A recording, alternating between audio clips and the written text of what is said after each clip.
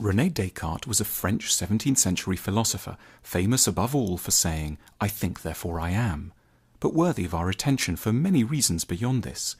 What makes him stand out is that he was a fierce rationalist.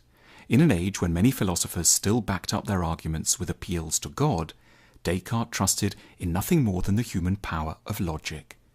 This is how he defiantly kicked off his book, Rules for the Direction of the Mind. "I shall bring to light the true riches of our souls, opening up to each of us the means whereby we can find, within ourselves, without any help from anyone else, all the knowledge that we may need for the conduct of life." Descartes had immense faith in what introspection, guided by definition, sound argument, and clarity of thought, could achieve. He believed that much of what was wrong with the world was caused by misusing our minds, by confusion, bad definition, and unconscious illogicality. His life was an attempt to make our minds better equipped for the task of thinking. To solve key questions, Descartes proposed that one always had to divide large problems into small, understandable sections by way of incisive questions. This is what he called his method of doubts. We get muddled by certain questions like, what's the meaning of life, or what is love, because we're not careful enough about how we break these big inquiries down. He described the method of doubts as akin to having a large barrel of apples, where good ones are mixed with bad ones. To be a philosopher means a commitment to sorting out the entire barrel, to inspecting each apple individually and throwing away all the bad ones to ensure only those of the best quality are left. Another way to think about Descartes, and this explains why he would, among other things, turn out to be such a hero to the leaders of the French Revolution, is that he believed in grounding all of our ideas in individual experience and reason, rather than authority and tradition. In his greatest book, Discourse on the Method, published in 1637, he explained how he had come to write it. "A long time ago, I entirely abandoned the study of letters. Resolving to seek no knowledge other than that which could be found in myself, or else in the great book of the world, I spent my youth travelling, visiting courts and armies, mixing with people of diverse temperaments and ranks, gathering various experiences, testing myself in situations which fortune afforded me, and at all times reflecting personally upon whatever came my way, so as to derive some profit from it." Descartes spent a large part of his adult life away from his native France in the Dutch Republic, since he held the belief, not entirely unwisely, that the mercantile Dutch would, as a people, be far too concerned with earning money to pester a free-thinking man like himself. However, it turned out that the Dutch were a little less materialistic than he'd hoped, and the philosopher ended up moving 24 times to keep ahead of spies and government agents.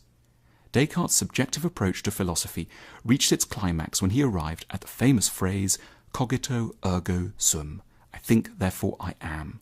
The phrase first appeared in French, je pense, donc je suis, in the Discourse on the Method, before then appearing in Latin in The Principles of Philosophy of 1644. It was intended to be Descartes' ultimate answer to a question that philosophers sometimes get perhaps unreasonably interested in, namely, how can one know that anything, including oneself, actually exists rather than being some sort of dream or phantasm? On his quest for certainty around this question of whether it might all be a dream, Descartes began by observing that our human senses are deeply unreliable.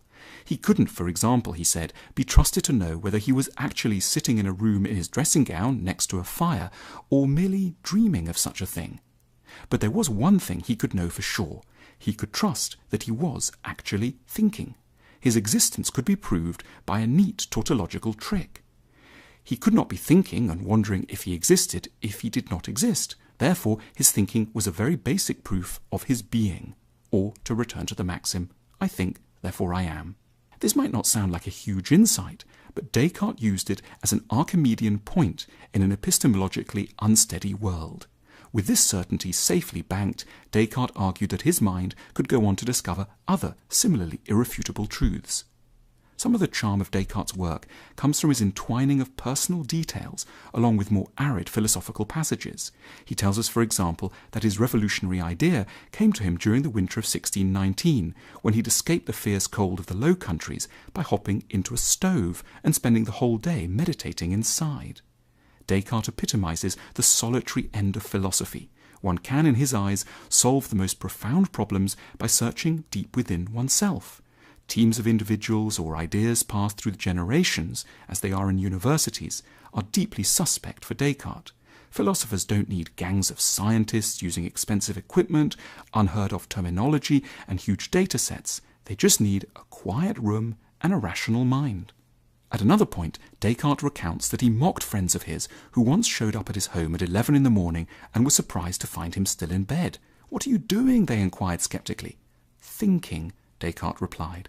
The group was stunned, but Descartes criticized them in turn for privileging often nonsensical practical tasks over the beauty of pure, quiet reflection in bed. In 1649, Descartes finished another great work, Passions of the Soul.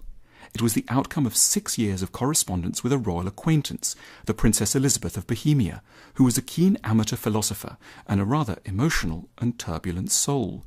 She had written to Descartes begging him to write about passions, in order that she might get to know and control her own more clearly. Descartes obliged, thinking that the ancient philosophers had done a poor job of analysing the passions, and that ordinary and not so ordinary people would benefit immensely from another look at the topic.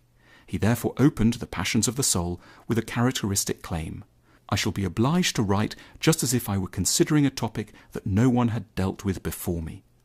The work provides a beautiful taxonomy of pretty much any passion one might feel, as well as descriptions of their causes, effects, and functions. This is followed by another section called The Discipline of Virtue, a manual of advice on how we can control our passions and enjoy a virtuous life. Descartes identified 6 fundamental passions: wonder, love, hatred, desire, joy, and sadness. From these, there followed in his eyes an unlimited number of specific passions, combinations of the original ones. Descartes didn't believe in vanquishing passions, as the ancient Stoic philosophers had proposed, merely in learning how to identify them in oneself and understand their impact on one's behaviour. He would have been very sympathetic to psychotherapy. He believed that a key task of being a philosopher was to help people understand and therefore control their passions, that is, become a little less anxious, status-driven, scared, or inclined to fall head over heels in love with inappropriate people. He was optimistic about how much progress we could make psychologically. Even those who have the weakest souls can acquire absolute mastery over their passions if they work hard enough at training and guiding them. Descartes' psychological and philosophical work attracted ever more powerful admirers. In 1646, Queen Christina of Sweden got interested in sorting out issues in her mind and began a correspondence with Descartes. She even persuaded the philosopher to move to Sweden to tutor her in passion and philosophy in 1649. However, the early working hours required, the Queen could only make time for lessons at 5 a.m., and the harsh cold soon made Descartes ill. He died of pneumonia in 1650 at the age of 53. To remember Descartes by "I think therefore I am" is perhaps not as shallow as one might initially have presumed. The sentence does truly capture something important about him and the task of philosophy in general. It signals a commitment to working through emotional confusion, prejudice, and unhelpful tradition in order to arrive at an independent, rationally founded vision of existence.